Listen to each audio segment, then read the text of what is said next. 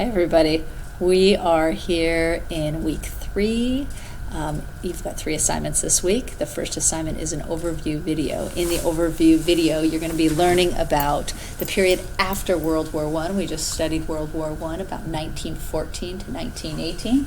And then we're going to go into the Great Depression, which the stock market crash was in 1929, and for the next few years after that, there was a lot of economic crisis, so people all over the world were struggling with money issues.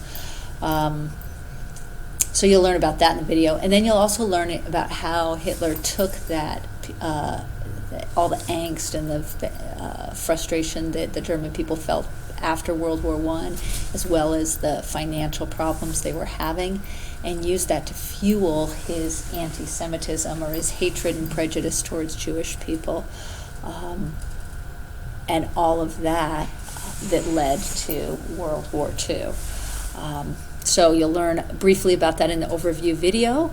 Then you will be able to choose between an article about the Great Depression, which if you're interested in money issues, that would be your go-to article, or about fascist history, which is specific to Hitler and other authoritarian leaders, how they took control of their countries and took away other people's liberties. Your third assignment is an assessment. So you're going to be writing another 5 to 6 paragraph essay, and the prompt for this assessment is right here. Analyze how and why the Nazi party rose to power in pre-war Germany. And when we say pre-war, we mean pre-World War II Germany. So during and after the Great Depression, what gave Hitler and the Nazi party the power, the ability to rise to power? As with all your other essays, you'll see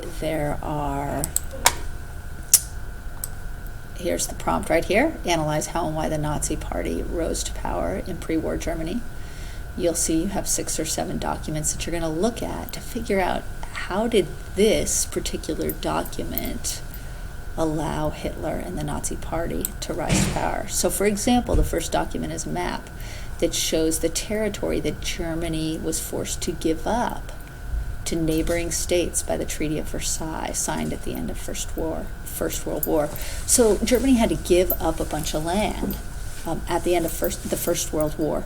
Why do you think being forced to give up land would allow Hitler to rise to power?